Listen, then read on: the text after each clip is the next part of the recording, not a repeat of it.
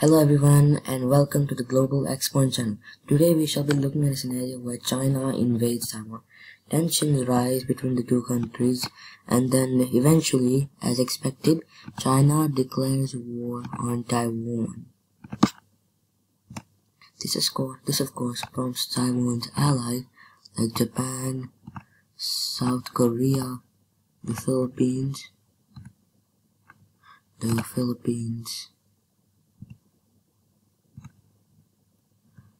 Japan, South Korea, the Philippines,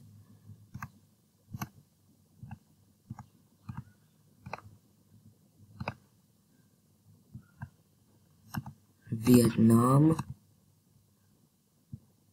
Australia,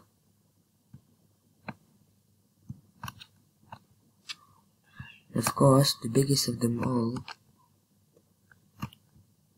the United States, also Canada,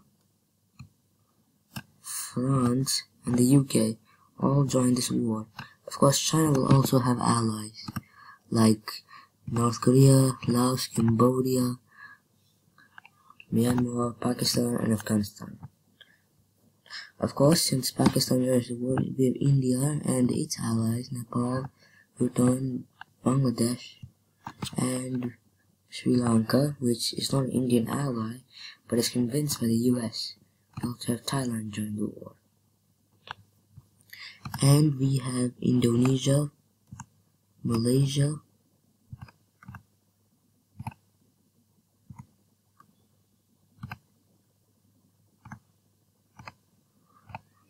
all join the war on the side of Taiwan.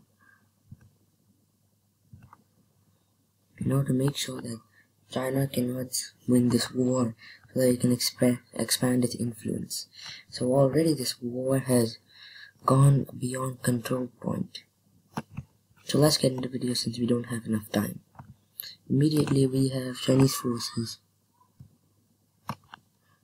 washing into the island, taking huge swaths of the territory, capturing the capital, while resistant Taiwanese forces flee to the southern mountainous area.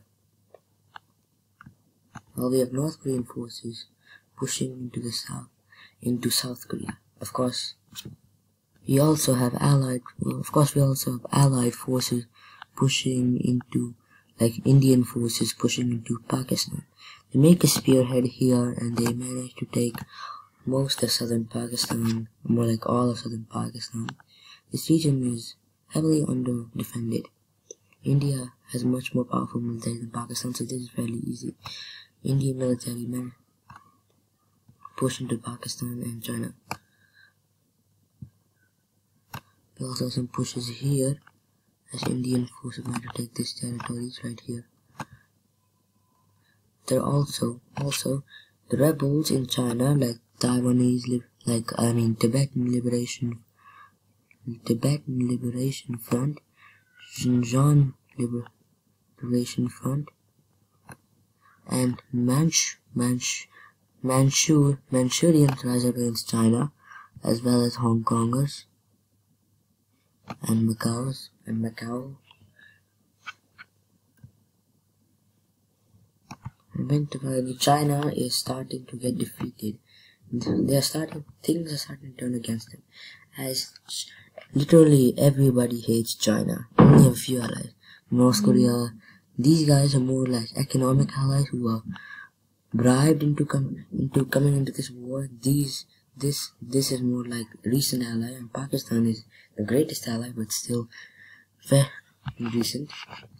So China does not have a lot of allies, and even internally a lot of people hate the government, as it's a dictatorship, very racist, and kills ethnicities, forces Tibetans to do abortion. Let's just forget about that part. I cannot say that. I just heard it on the internet. I should stop watching internet. We have Indian and Nepali forces crossing into the border with China. As China is too distracted, we also have a spearhead being formed between the Tibetan forces and Xinjiang forces in order to increase, and they managed to do this successfully as China's military is focusing here as well. These are the more economically important cities, and there are 2 rebellions, literal rebellions happening, and literally everyone in Southeast Asia is hating them. So getting a spearhead was pretty easy. Not only in China, but in Afghanistan as well, as the people rise up against the dictatorial government in the Taliban. India sees this as an opportunity. They managed to capture Pakistan's capital, and managed to cut off Pakistan from China as well as Afghanistan, which severely weakens the Pakistani military as they heavily depend on China for military supplies. And with the capture of the capital, they start to fall.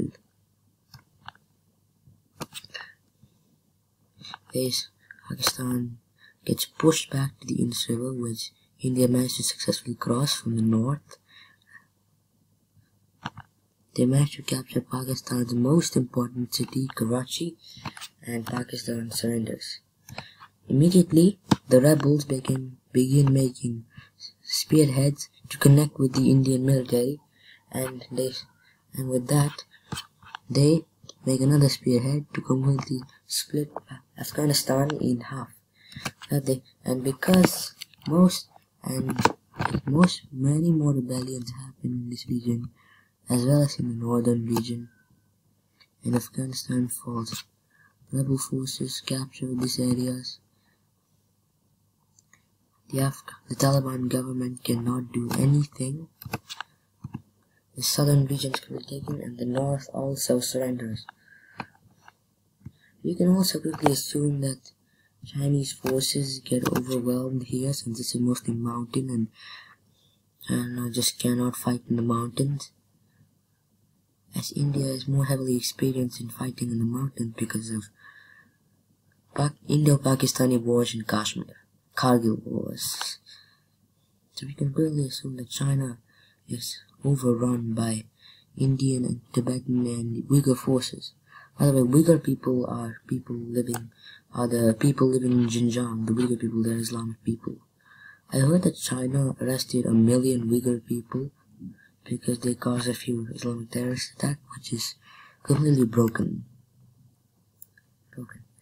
I don't know why I listen to these things. I just hear them on the internet because they're absolute tragedies. And Tibet is completely captured. Chinese forces get completely overwhelmed by the massive Indian military, and the massive Indian military also makes a push here and capture this region, not the borders, the region.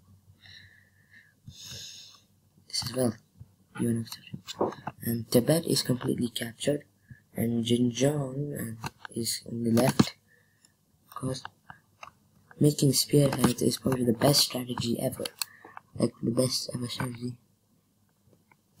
Now the rebel forces along with India make pushes like this in order to make sure China cannot make another spearhead in order to separate the rebels from India and its allies. And they managed to almost completely wipe out the Chinese military. The only that remained, of course, that gets completely captured as well, as Indian forces arrive from Afghanistan and Pakistan, leaving any opportunity of holding on to this land hopeless. And immediately,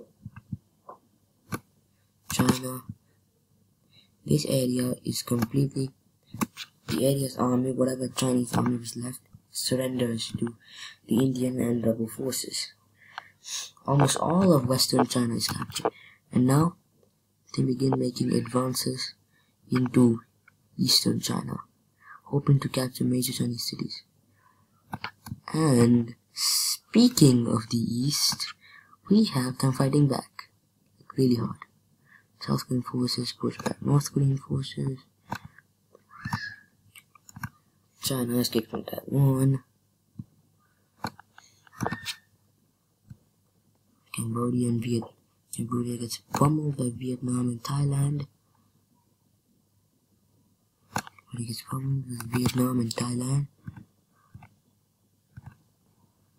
as well. and including Laos, they are not spared anything. We have Laos capitulating very quickly. Also, I have to speed run through this because there's a time limit to this, and I only have 5 minutes left, so I'm gonna try and complete this very quickly. We have this Hainan island getting captured. We have the Indian military capturing all of northern Myanmar because it's relatively undefended. All of Myanmar are capitulating, and pretty much only China is left.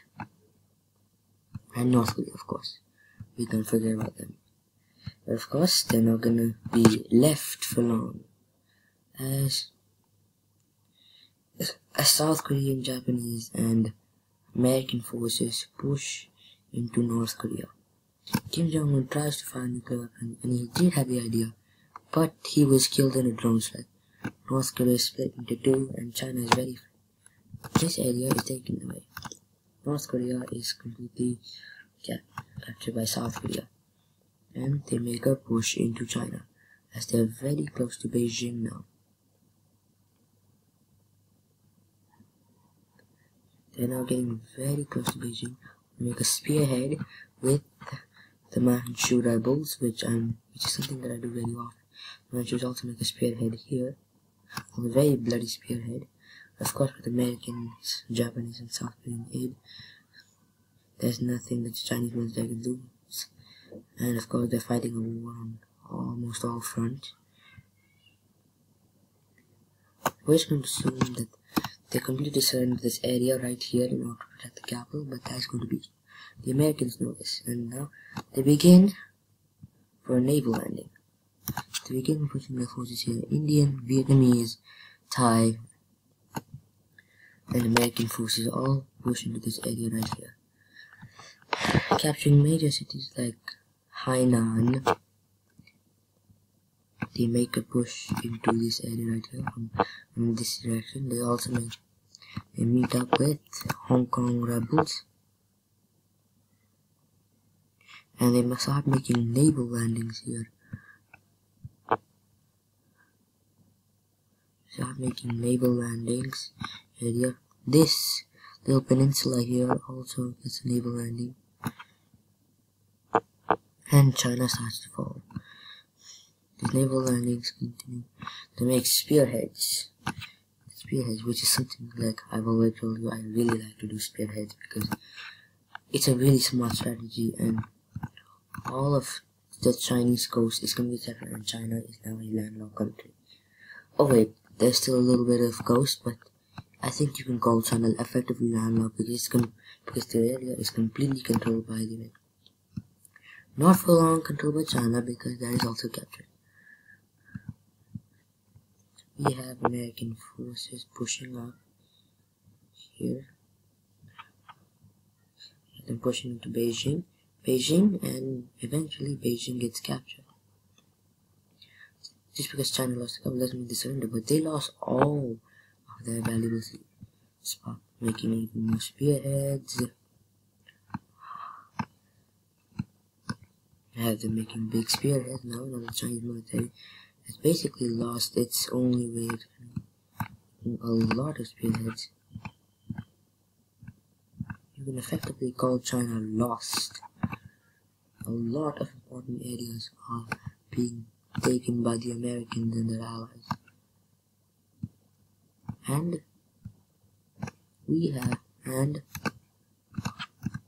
after months of fighting, China surrenders. I wish I could look into a potential peace treaty, but I just can't.